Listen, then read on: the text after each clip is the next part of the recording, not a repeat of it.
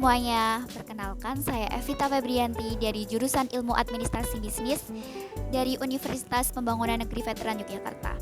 Di sini saya akan mewawancarai seorang wirausahawan yang bergerak di bidang tanaman hias. Yuk langsung saja kita bertemu dengan pemilik Ardana Garden.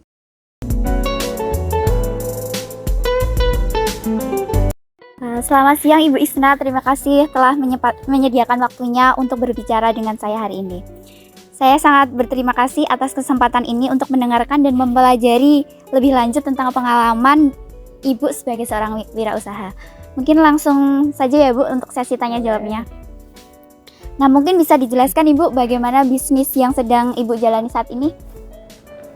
Saat ini saya berbisnis di bidang florikultura, khususnya di komoditas kaktus dan sukulen lainnya. Kami bergerak dari perkembangbiakan atau di hulunya sampai di hilirisasi atau pemasarannya.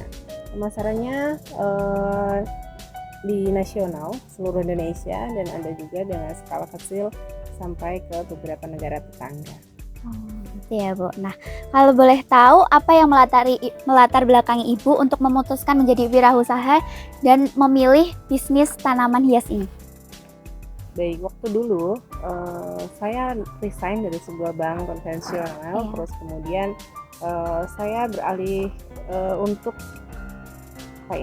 biar nggak nganggur lagi gitu ya, biar nggak nganggur lagi, bosan karena nganggur, akhirnya saya coba untuk ke hobi. Nah di hobi itu saya di hobi tanaman hias. Tanaman hias semua dulu saya coba, mulai dari anggrek, mulai dari aglonema, dan juga tanaman-tanaman bonsai serta tanaman taman yang lainnya.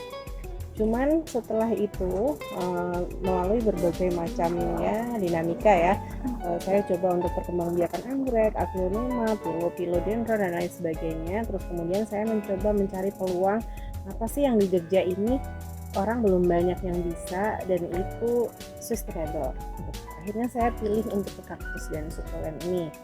Nah setelah di kaktus dan sukulen dengan percobaan dari mulai penelitian bagaimana media tanam yang baik, terus perkembangan biakannya seperti apa, terus perawatannya itu harusnya seperti apa, akhirnya saya memutuskan untuk ya udah fokus di kaktus dan sukulen.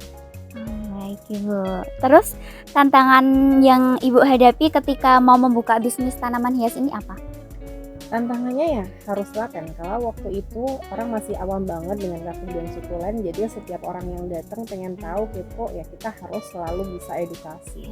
Kita paparin, ini apa sih, ini tanaman apa, tanaman kecil kok harganya mahal misalnya seperti itu.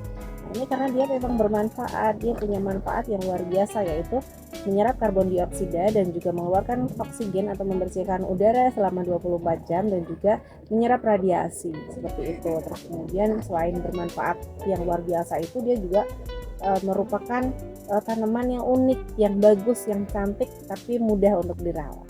Oke, baik Ibu. Terus kemudian bagaimana sih perjuangan Ibu dalam membangun bisnis tanaman hias ini? Perjuangannya ya tadi dari awal yang orang tuh awam, orang nggak tahu gitu ya. Nah tahu-tahu kita datang dengan edukasi kecil-kecilan, terus kemudian oh ya udah akhirnya pada tahu, banyak yang kepo, banyak yang suka. Nah alhamdulillah akhirnya waktu itu sempat booming luar biasa di waktu pandemi ya, kaktus dan sukulen naik banget. Terus setelah banyak orang yang suka, yang tahu, banyak ikut seller masuk juga. Nah perjuangannya adalah bagaimana kita tetap harus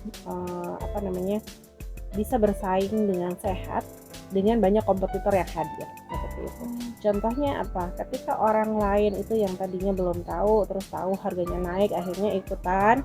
Nah tapi pas waktu dia melandai, orang akan aduh gimana nih, kok nggak laku, akhirnya ada yang banting harga, ada yang gimana. Kita nggak, tetap utamakan kualitas dan inovasi dari produk, jadi kita akan tetap dicari oleh orang.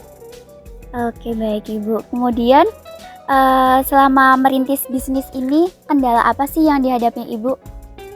Merintis bisnis ini kendalanya ya kadang kalau pas waktu di musim hujan, udara lembab, nah itu banyak yang busuk. Terus kemudian nanti pas waktu cuaca ekstrim juga banyak yang mati karena mereka untuk beradaptasi itu sangat cepat waktunya ya, jadi banyak yang kalah.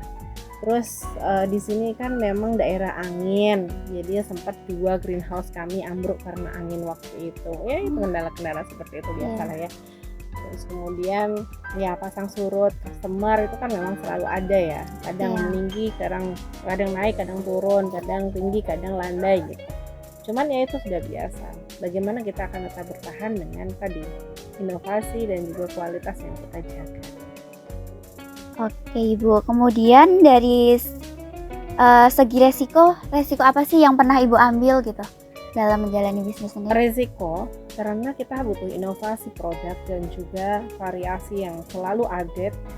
Kita pernah ya biasa kan ada ya titip impor dan lain sebagainya. Terus kemudian kita impor dengan harga yang mahal dan belum tahu itu bisa bertahan nggak di sini. Waktu itu pernah contohnya kita beli seharga puluhan juta, sampai sini hanya bertahan sebulan 2 bulan kemudian mati karena dari yang di sana misalnya ada winter, di sini cuma ada musim seperti itu, jadi otomatis dia butuh waktu yang lama, sedangkan dia kalau misalnya sudah ada defect di sana yang kita nggak tahu, otomatis di sini tidak bisa bertahan.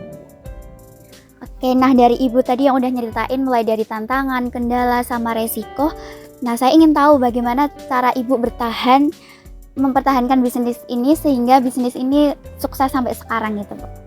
Tadi, kita bertahan itu karena kita nggak cuma pengen sukses sendiri, Mbak. Jadi, kita juga melakukan pemberdayaan ya, pemberdayaan masyarakat, pemberdayaan wanita gitu ya. Atau kita ikut juga dalam komunitas untuk pemberdayaan petani di sekitar sini gitu. Nah, ya untuk pemberdayaan masyarakat itu contohnya waktu di musim COVID 2019 itu banyak yang terdampak oleh COVID-19 sehingga banyak yang gulung tikar dari usahanya atau di PHK. Itu kita ajak di sini, kita edukasi, terus kita ajarin, kita pendampingan sampai yang tidak punya modal kita modalin dulu, atau misalnya bisa ambil barang nanti setelah laku baru dibayar seperti itu. Terus kemudian jadi banyak yang tertolong di situ gitu, pengennya sukses bareng-bareng gitu ya. Terus kemudian bisnis ini itu pengennya bermanfaat buat orang banyak gitu ya. Jadi ya itu yang selalu menjadi semangat buat kami untuk tetap berada di sini dan terbuka untuk semua orang.